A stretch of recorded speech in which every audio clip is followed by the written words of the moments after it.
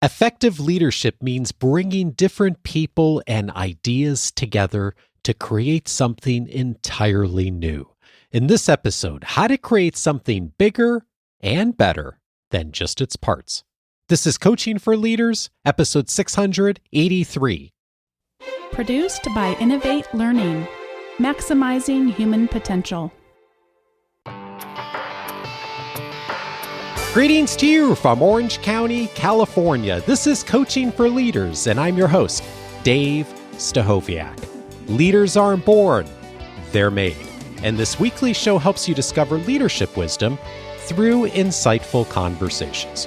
One of the charges of leadership that almost all of us have is creating something bigger than its parts, of being able to get up to altitude, to look at the bigger picture, and to put things together that help out people and organizations in our world in wonderful ways. Today, I'm so glad to welcome back a guest who has had such a wonderful track record of doing this in so many different venues, and perhaps as importantly, has learned from so many other leaders to help us to get better at creating something bigger than the pieces. I'm so pleased to welcome back David Novak. He is co-founder and the retired chairman and CEO of Yum Brands, the world's largest restaurant company.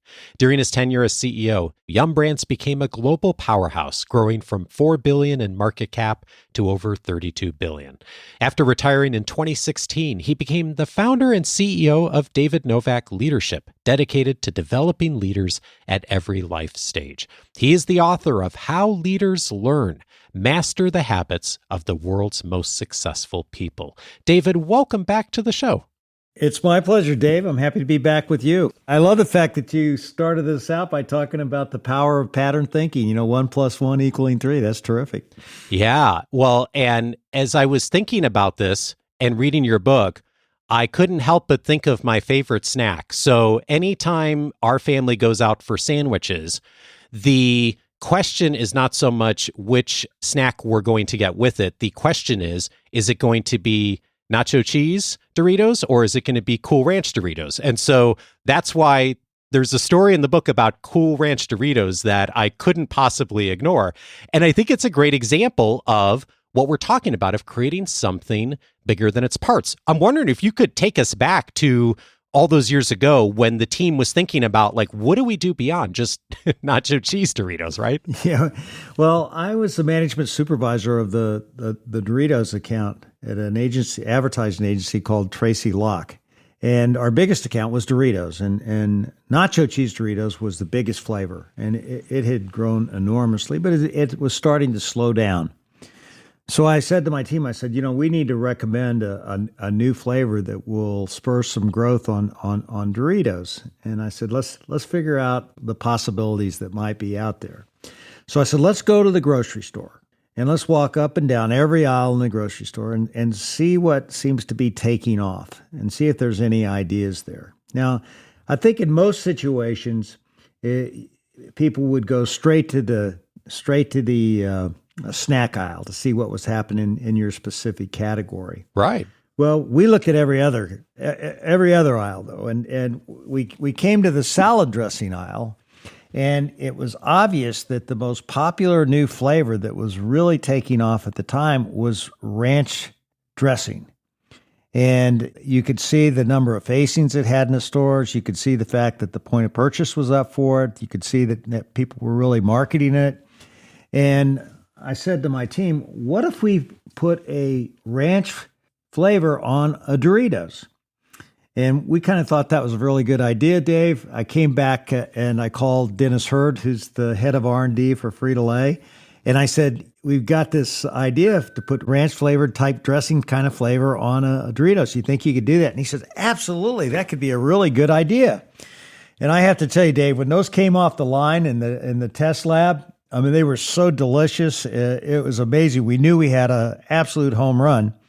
And then we said, okay, we need to name it. And there we went to school on what was working in our category. Now, we could have called nacho cheese Doritos, but that doesn't have any cachet to it. And we really looked at a lot of other brands, including Doritos, is that the best brands always put a unique image to a known quantity.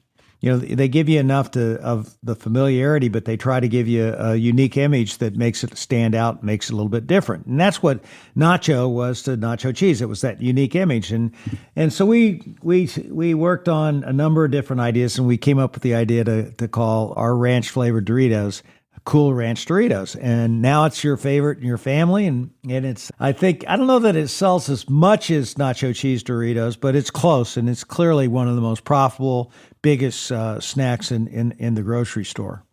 You write in the book, the Cool Ranch process we went through reveals the power of pattern thinking. Pattern thinking is 1 + 1 = 3 kind of learning. You create something bigger than its parts by pairing things that aren't obviously related, but that together create something new, exciting, and powerful. Tell me more about this concept of pattern thinking and how you think about it. Well, I think that the first thing is that you've got to just be a curious person.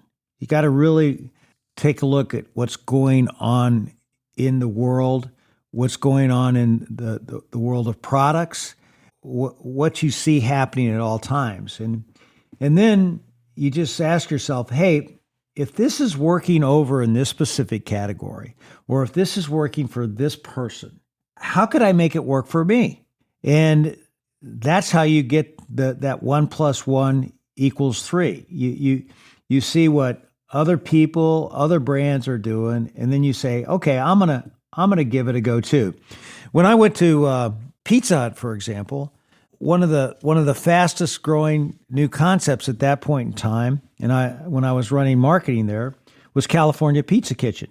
Yeah. So I took my team out to California to go see California Pizza Kitchen and really see what they were doing. And if you've ever been to California Pizza Kitchen, they have all these individual pizzas with many incredibly different toppings, like Thai chicken pizza, BLT chicken, BLT pizzas.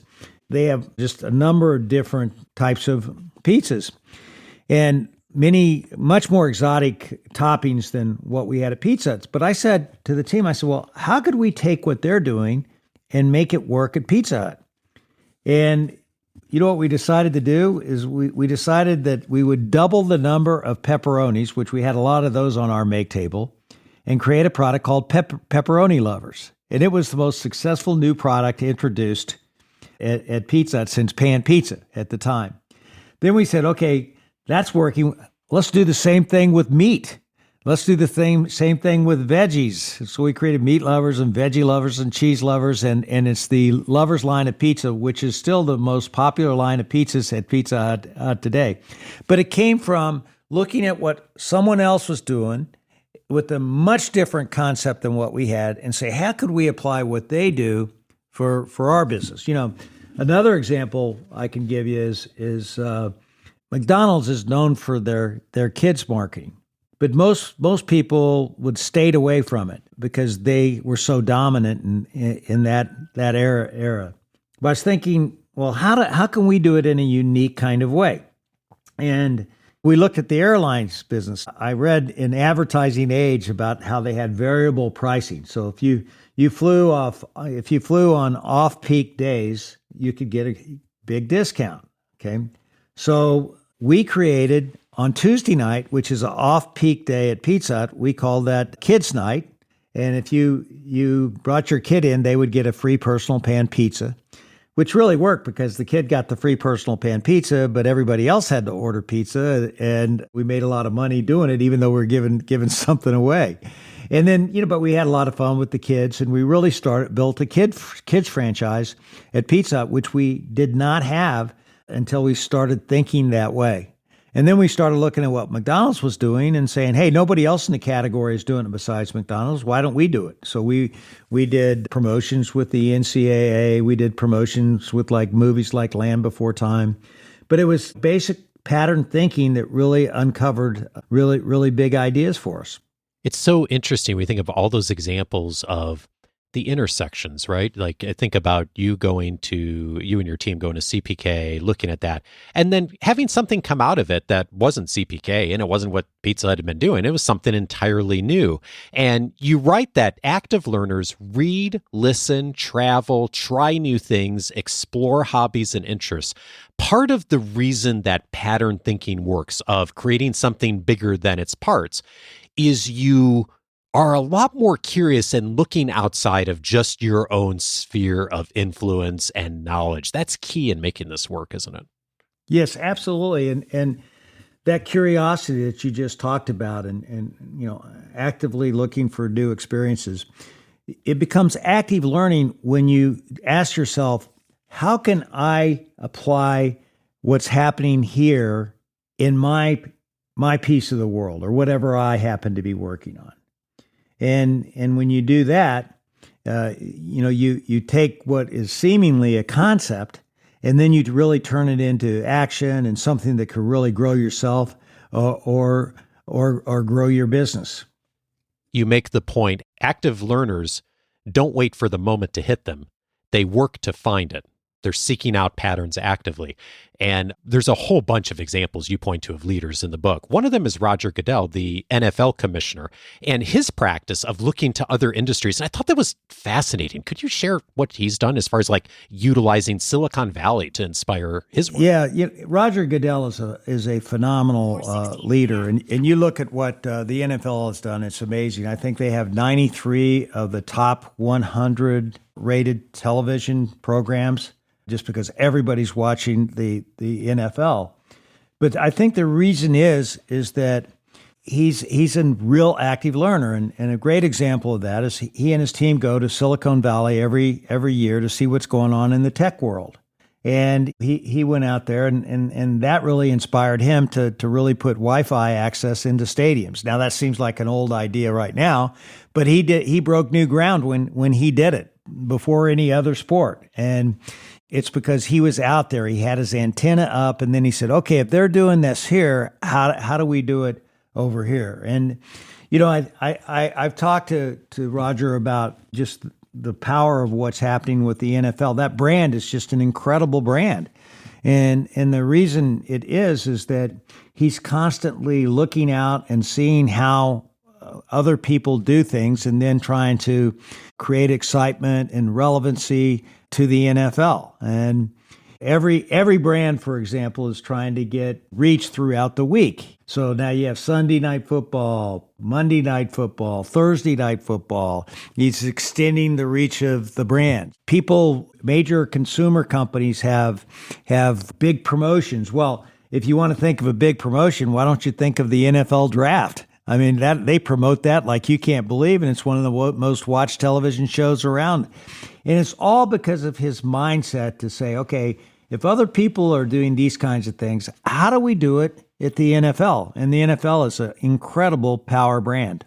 When you see people like him who just do this so well, my sense is there's a next step that they take that a lot of people don't. Like, a lot of people read books, they may listen to things, they have hobbies, other interests, but they don't necessarily take that active step, which is, I hear the invitation you're making of like, there's a step beyond that to like really actively be doing that in order to put the pieces together. What does that next step look like? Well, when I first started out writing the book, How Leaders Learn, the idea was to really talk about this trait that I felt every leader had, and that was the fact that they're an avid learner. But to your point, Dave, you could read a book and learn everything that's in the book, but if you don't do something with it, you're just becoming book smart. You're not really putting it to the use. You're not using it to grow yourself or your business or whatever. Active learning is pairing that insight and that learning you have with action. And it's that action that will really make a difference for you. For example, Tom Brady is one of the best active learners I've ever talked to. And frankly, one of the best leaders I've ever talked to, if not the best. And I think it's because he's such an active learner. He goes to Tom House, who's the number one throwing coach in football and baseball. Now, he could go visit Tom House, learn things about throwing and footwork, and then come back and do the exact same thing that he was doing before and not get any better. But that's not Tom Brady. He goes, sees Tom House, takes notes, comes back, figures out that footwork will help his throwing and his accuracy. And I think Bill Belichick will say that that's one of the reasons why Tom was able to extend his career. And then if you look at it, Tom House discovered as the throwing coach that when he gave a football to baseball pitchers, the really great baseball pitchers with great mechanics could throw the football with a perfect spiral. And so he said, oh, wow, there's some real pattern thinking that can go on here if I could understand the mechanics of that pitcher and how they're able to throw that spiral. And then he took that same learning and he took it over to the world of football and adapted it and figured out how to provide even better coaching to great players like Brady, Drew Brees, all kinds of, every quarterback that you can think of goes to Tom House now.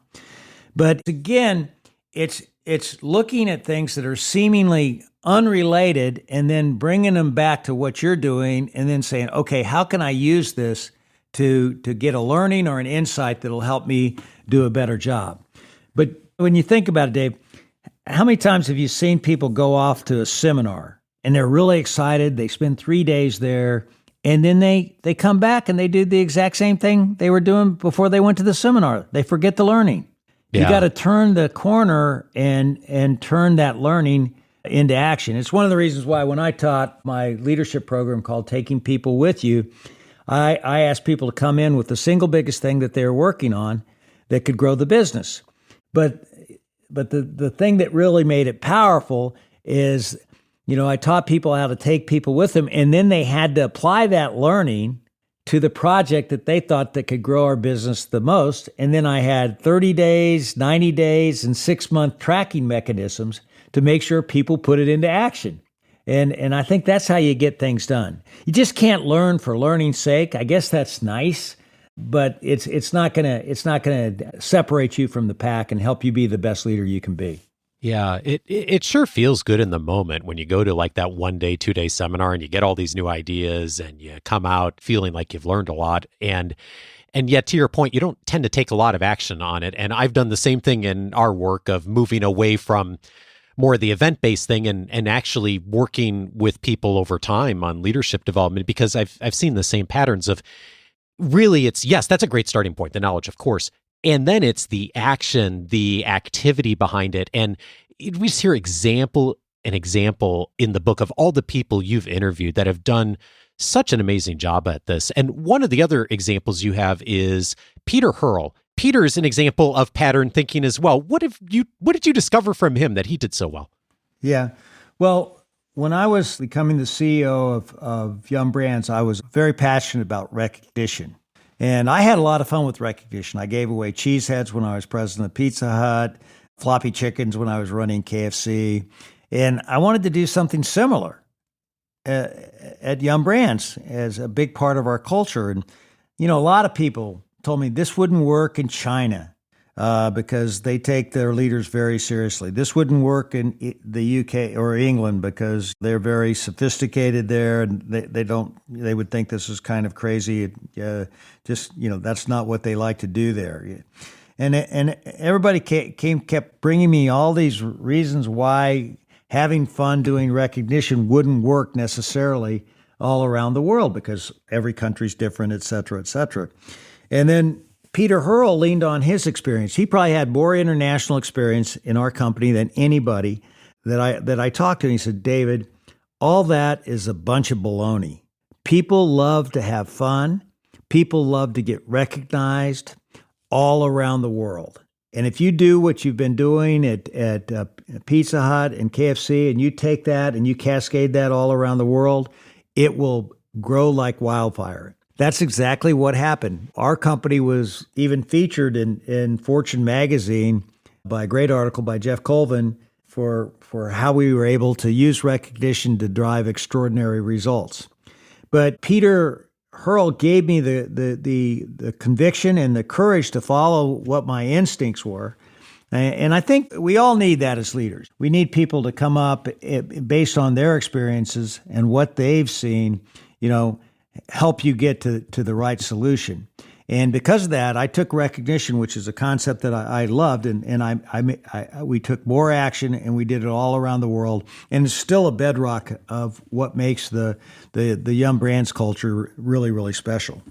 And an example of what we've been talking about in that it's two pieces together, separate, but coming together to form something that's bigger, better than before. And one of the other leaders that you mentioned in the book is Temple Grandin, the renowned professor at Colorado State, who's done incredible work in agriculture and animal welfare work and taking care of livestock, and has utilized her own journey and her advocacy for those with autism to inspire her work, and has created all this incredible machinery, best practices for folks working with livestock and making sure that animals are cared for well, inspired by autism. And I just think it's oftentimes we think about these really different kinds of things, and we think about them as very disconnected.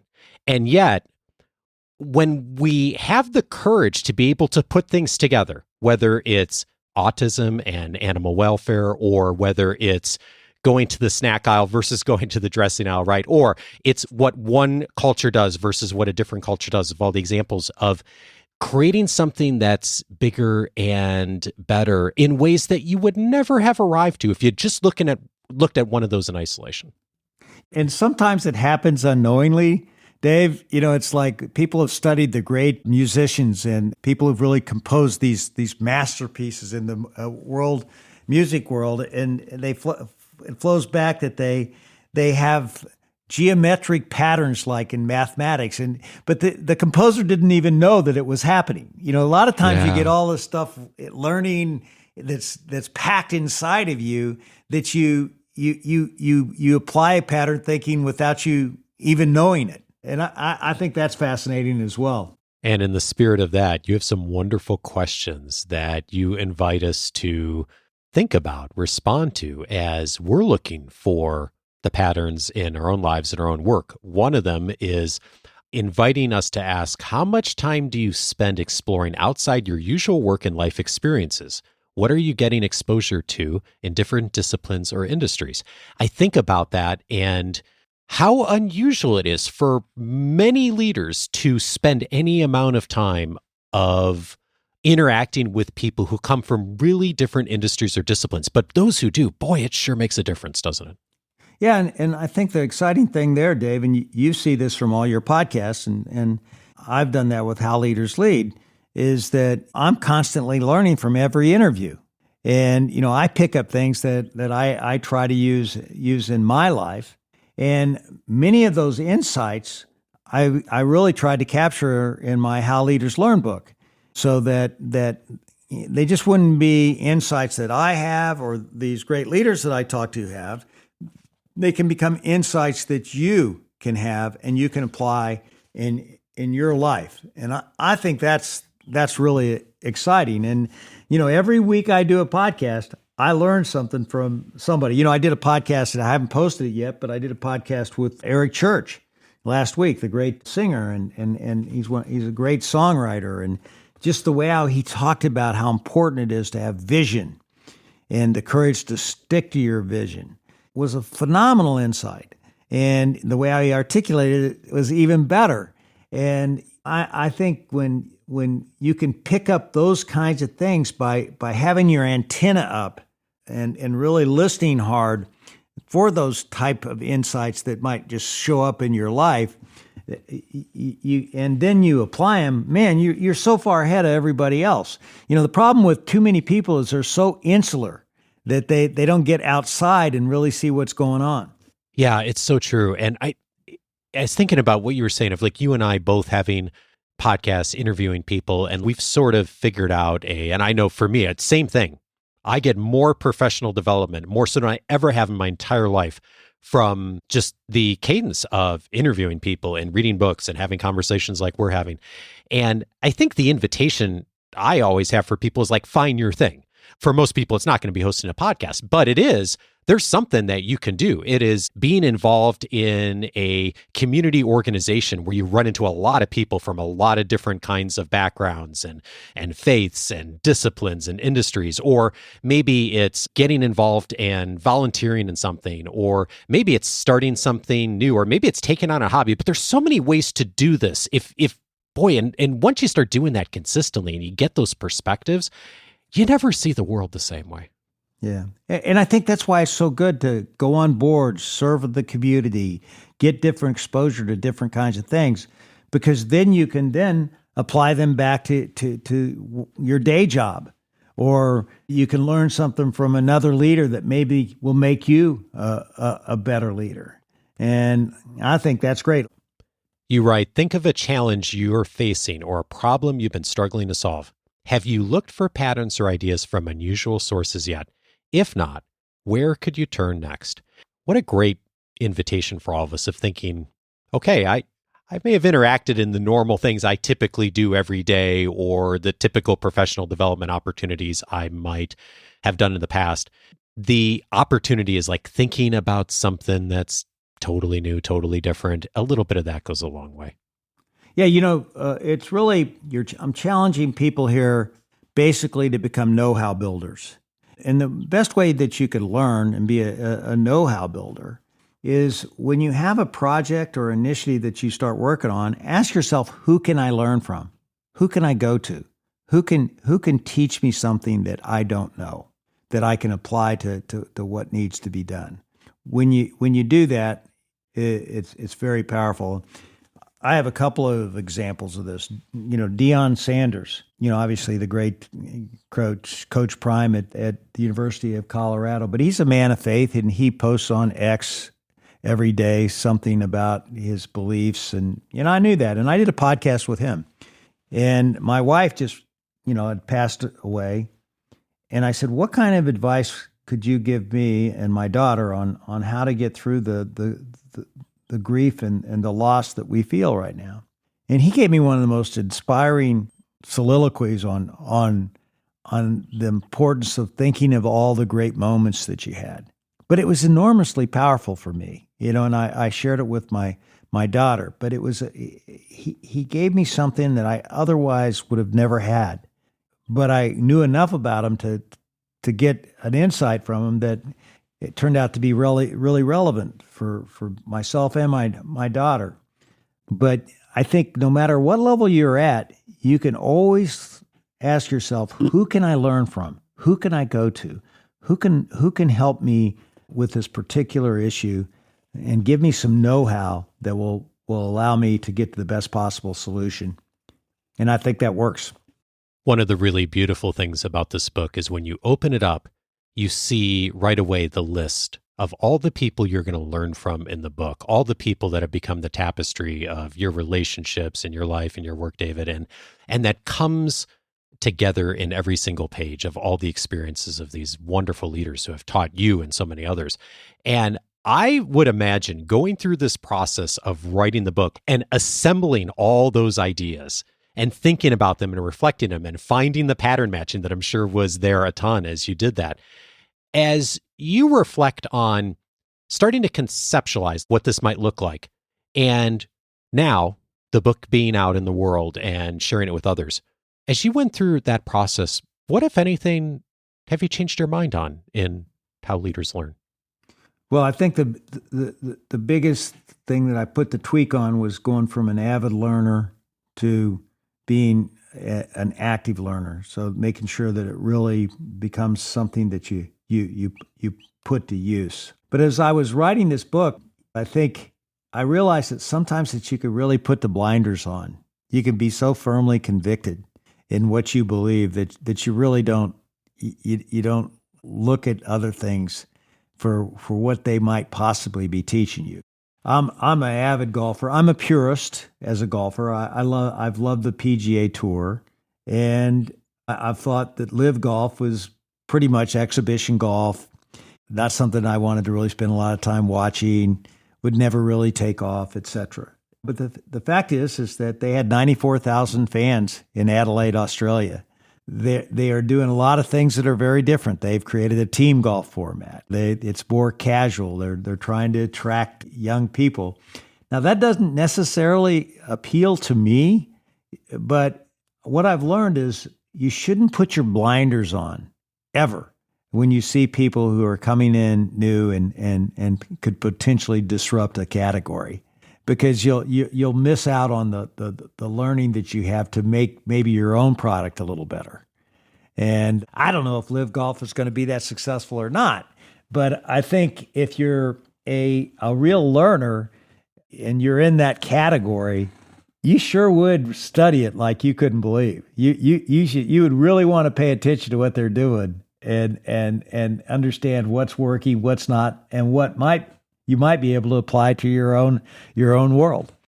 David Novak is the author of How Leaders Learn, Master the Habits of the World's Most Successful People. David, thank you so much for your leadership and for your work. Really grateful. Well, and back at you, Dave. I love what you do on the coaching front, and you just do a terrific job, and it's an honor to be on this program.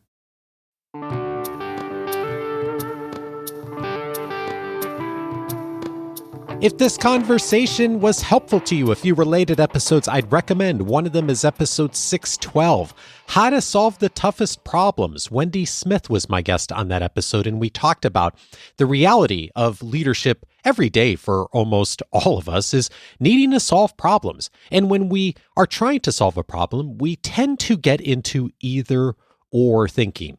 Do I need to do this, or should I do that? Should my team be focused here, or should we be focused there?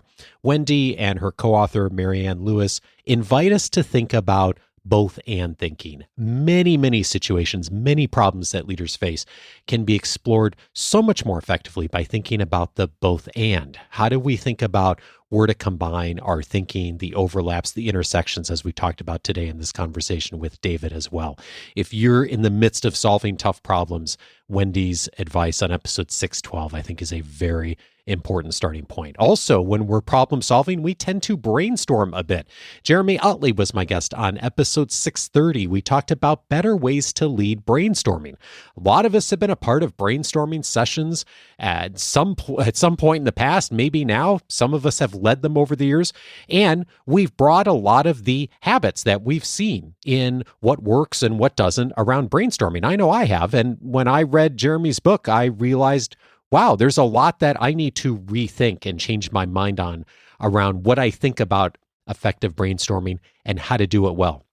If your organization is utilizing brainstorming as one process for generating ideas, thinking about what's next, solving problems, innovating, episode 630 is a must listen for you. Jeremy's work at Stanford, looking at the research behind generating ideas well, brainstorming, so much there that'll be helpful to you if you're doing any aspect of that in your work. And then I'd also recommend episode 641, Doing Better Than Zero-Sum Thinking. Renee Maborn was my guest on that episode, co-author of the iconic Blue Ocean Strategy book with W. Chan Kim, and the more recent work that they've done on non-disruptive creation and thinking about getting out of this mindset that so many of us are in when we think about competing, doing something different of it. If I win, you need to lose. If I lose, it means someone else is going to win. And she really invites us in the research to look at the opportunity to create in ways that don't disrupt. And there are so many amazing examples of organizations and even industries that are doing that so well now. Episode 641, if that's on your mind, a bit of inspiration on how to actually begin. All of those episodes you can find on the coachingforleaders.com website. One of the biggest challenges, I think, in leadership is the fact that leadership involves so many different kinds of skills and disciplines to be able to be effective as a leader. This morning, it may be brainstorming. Tomorrow, it's going to be giving someone feedback. The next day, it's a strategy discussion. Then it's talent development. it is so many different kinds of skills that most of us need to at least be decent at in order to lead effectively. It's one of the reasons that we've structured this podcast the way that we have, of inviting so many different kinds of experts from different industries and backgrounds to help us all to get better at the broad set of skills that are necessary for so many leaders. And it's your guide to that is the free membership. Likely, you know, a couple of areas that would be helpful to you right now. The free membership is where to start. If you set up your free membership at coachingforleaders.com, not only is it going to give you access to all of the past episodes in there, as you can get on the apps, but it's going to give you the opportunity to search by topic so you can zero in on what's most important to you right now. Today's conversation will be filed under the strategy and innovation sections of the library. We've had many other conversations over the years, but also lots of other topics as well. How to run meetings effectively, how to handle conflict, how to utilize assessments if your organization is doing that. Just about every aspect of leadership we've talked about. You can zero in on the library by going over to coachingforleaders.com and setting up your free membership. And if you've used the free membership for a bit, I'm inviting you today to discover more about Coaching for Leaders Plus. It is more support from me, more perspective from me on how to help you practically each week to move forward. And one of the benefits of Coaching for Leaders Plus is a weekly journal entry from me that comes to you on email each week. Often I'm responding to a question that's coming from one of our members, or I'm highlighting a key message from one of the guests on a past episode. This past week, it was one of our members asking about, what do I say when I can't say anything? A transition has happened in the organization, or something's happening financially that's confidential, and people in the organization are asking about a transition or the numbers or whatever is going on that's sensitive. And we've all been in the situation where we can't really say much about it, either because of compliance or legal reasons or ethics. How do you actually handle that situation? What do you say when you can't say? That was the topic of a recent journal entry, some very key things you can do to approach that situation. It's just one of the many entries that are there weekly from me inside of Coaching for Leaders Plus, plus tons of other resources. For more on that, go over to coachingforleaders.plus. Coaching for Leaders is edited by Andrew Kroger. Production support is provided by Sierra Priest. Next Monday, I'm glad to have Ruth Gautian back on the show. She is going to be showing us how to be a better mentor. Join me for that conversation with Ruth, and I'll see you back on Monday.